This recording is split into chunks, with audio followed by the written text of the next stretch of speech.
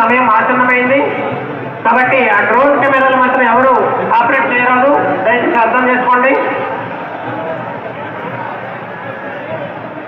భక్తులు ఎంతగానో ఎదురు చూస్తున్న అమ్మవారి దర్శనం కోసం ఎదురు చూస్తున్న భక్తులు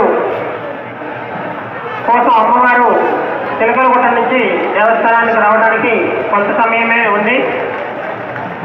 ఆల్రెడీ పూజారులు అమ్మవారిని తీసుకొచ్చే ప్రయత్నంలోనే ఉన్నారు.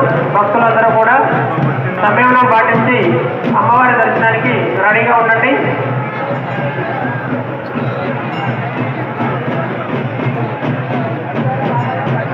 పవర్ ఆపండి, ఎలక్ట్రికల్ డిపార్ట్మెంట్ వారు.